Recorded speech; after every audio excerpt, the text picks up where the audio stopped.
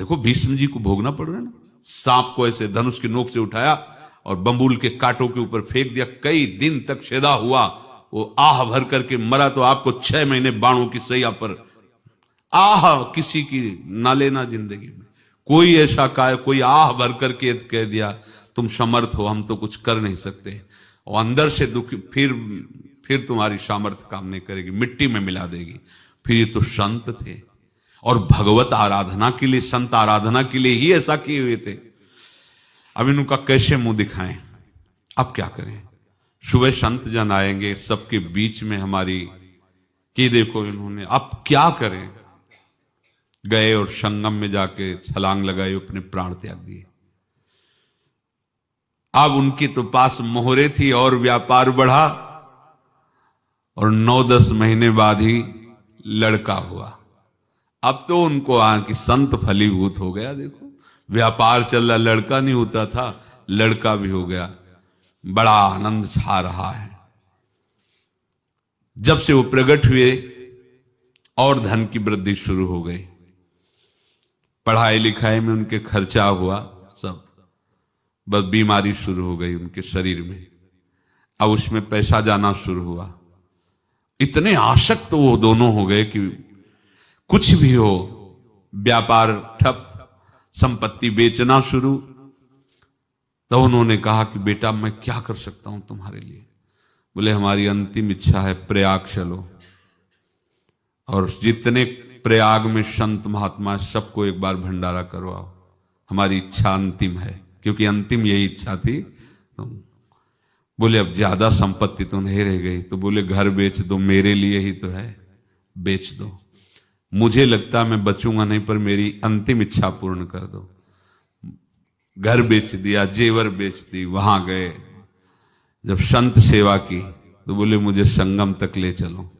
संगम तक ले गए और बोले समझे तुम चुराए थे और हमने उसको छीना है, कुछ नहीं रह गया तेरे पास कुछ, अब केवल ममता और आसक्ति में जलकर मर और नरक प्राप्त कर। मैं वही महात्मा हूं जिसकी तूने मोहरे ली थी, शरीर छोड़ दिया। महात्मा को जन्म लेना पड़ा और इनको दुर्गति भोगनी पड़ी। ऋणानुबंध, होश में। ऐसा नहीं कि आप जो कर रहे हैं कोई देख नहीं रहा, कोई हिसाब किताब नहीं, जो कर रहे हैं अवश्य में भोक्तव्यम, बहुत सावधान। अनेक जन्मों में अनेक लोगों से जो कुछ लिया दिया है, इस लेने देने को मिटा देने के बाद ही तुम मुक्त हो गए। इसीलिए एक उपाय है, लेना न देना मगन रहना। क्या? मालिक को समर्पित हो जाओ, मालिक को अपना माना हुआ समर्पित कर दो, खत्म। अहम त्वाम स्वरूपापेभ्यो मोक्षयिष्यामि, सब खत्म। आगे पीछे लेना देना सब खत्म। एकादश स्कंद में भगवान श्री कृष्णचंद्र जी ने कहा जो मेरे चरणों का आश्रय लेकर भक्त मेरा भक्ति करता है, उसके पितृ ऋण, मातृ ऋण, देव ऋण, ऋषि ऋण, सब ऋणों से मैं मुक्त कर देता हूं। बस यही एक उपाय है जो इसके बंद करने का उपाय भक्तों के लिए है, वो यही है, भगवान की शरण में होकर अपना माना हुआ पूरा भगवान के अर्पित कर दो। अर्पित करने का तात्पर्य उसमें अहम हटा दो। त्वदीयं वस्तु गोविंदम तुभ्यमेव समर्पये। जिनसे तुमने सेवा करवाई है उनकी सेवा करनी पड़ेगी, जिनसे तुमने जो कुछ लिया है उनको देना पड़ेगा। ये लेने देने का व्यापार जब तक समाप्त नहीं होगा तब तक तुम्हारा जन्म मरण चलता रहेगा। अब आपको यहां समझना है, यदि आपसे किसी ने पैसे लिए बेईमानी करके नहीं दे रहा है तो आप उसको गाली मत दीजिए, आपने बेईमानी की थी इसलिए आपकी बेईमानी हुई है, ले गया, कोई बात नहीं है, बंधन से मुक्त हुए, जो बोझा था चला गया। उसको ऐसा ना देखे कि ये बेईमान हमारे रुपए मार लिए, अब जो कुछ होगा देखेंगे। अगर आप आगे नया कुछ करते हैं तो फिर आगे का हिसाब आपको भोगना पड़ेगा, ध्यान रखना। ऐसा नहीं है कि आपको भोगना नहीं पड़ेगा। एक ही उपाय है कि अब जो शरीर धारण किए इसी में जो भोग ले, आगे ना होना चाहिए। तो क्या करे? सर्वतो भावेन भगवान की शरण ले ले। ये तो सर्वाणि कर्माणि मयि सन्न्यस्य मत्पराः अनन्ये नैव योगेन माम ध्यान उपासते तेसा महम समुद्धरता मृत्यु संसार से। ये बड़ा कठिन है पार होना, कोई छोटी मोटी बात है। एक महात्मा बाल्यावस्था से भजन करते थे, शालिग्राम भगवान पास रखते थे और उन्हीं की आराधना करके बस पाठ नाम जप और भ्रमण करते थे। यौवन अवस्था थी, गंगा जी के किनारे अपने ठाकुर को विराजमान करके स्नान करने के लिए कपड़ा ही उतार रहे थे कि 90 लोग आ गए, भाला तलवार सब लेकर, मारो मारो इसको मारो, घेर लिया। तो उन्होंने हाथ जोड़कर कहा हमने क्या अपराध किया, कोई सुन ही नहीं रहा। तो उन्होंने कहा मार तो डालोगे ही आप, 90 लोग, हम कोई अस्त्र शस्त्र तो लिए नहीं, एक बार हमें गंगा में डुबकी लगा देने दो और अपने ठाकुर को स्नान करा देने दो, फिर इसके बाद आप मार देना। भगवत इच्छा से वो लोग रुक गए, स्नान किया और अंदर से प्रार्थना की, प्रभु ये क्या लीला है आपकी, आपके सिवा मेरा कोई है नहीं और ये मुझे मारना चाहते हैं। तो भगवान ने जानते हो क्या कहा उनके अंतर में, तुम मेरे में ध्यानस्थ हो करके शरीर को छोड़ो, ये लोग मारेंगे। ये मेरे भजन का फल है कि तुम्हें 90 जन्म नहीं लेना पड़ेगा, एक ही जन्म में 90 मिलके, तुमने 90 हिंसा की थी पूर्व में, तो तुम्हें 90 बार जन्म लेना होता और एक एक करके मारते। ये मेरे भजन का प्रताप है कि एक बार में ही 90 का हिसाब हो जाएगा।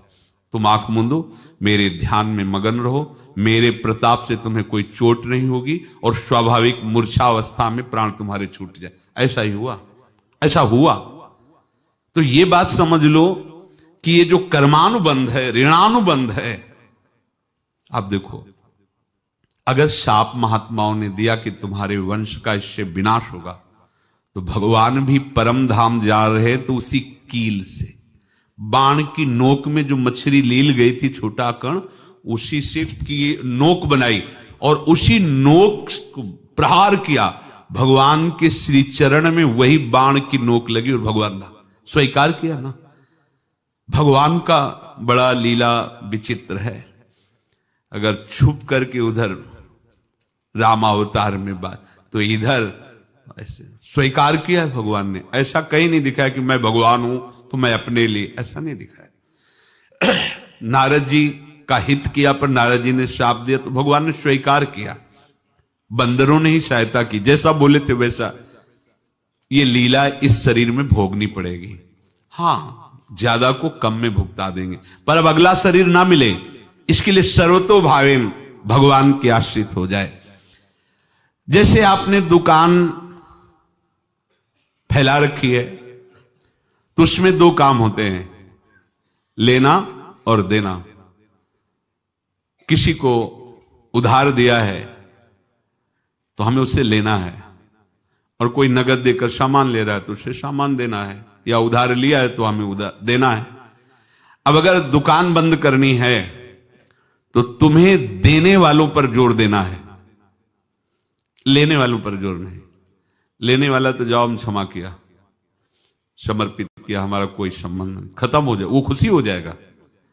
लेकिन देने वाला, तुम अगर दुकान भी उठा दोगे तो जहां भी रहोगे तुम्हारे पास वो आएगा, लाइए हमारा। तो देने पर नजर रखिए, जिसका जिसका हिसाब है वो आपके सामने आता जाए, हटाते जाओ। लेने पर नजर मत रखिए और दुकान फौरन उठा दीजिए, नहीं अगर लेते देते रहे तो चलता रहेगा। आगे चलकर कुछ लेना न देना, मगन रहना बस अपने प्रभु के चिंतन में। अब हम कैसे जाने कि किसको क्या देना है, हमें क्या पता? तो हम पूरा हिसाब जिनको पता है उनको दे देते हैं, समझ रहे हो? उनको पता है क्या लेना है क्या देना है, तो इनके पास पहुंच गए, सरकारी हिसाब से सब बराबर कर देंगे। हमको अपनी जिम्मेवारी इनकी चरणों में समर्पित कर देना है, तभी हम जीवन मुक्त होंगे। ये रहस्य की बात है। प्रभु कह रहे हैं, यस्य सर्वे समारंभाः काम संकल्प वर्जिताः ज्ञानाग्नि दग्ध कर्माणं तमाहु पंडितम बुधाः। जिसके संपूर्ण कर्मों के आरंभ संकल्प और कामना से रहित हैं, तथा जिसके संपूर्ण कर्म ज्ञान रूपी अग्नि से जल गए हैं, उसको ज्ञानी जन भी पंडित कहते हैं, बुद्धिमान कहते हैं। पूज्य श्री भाई जी महाराज कह रहे हैं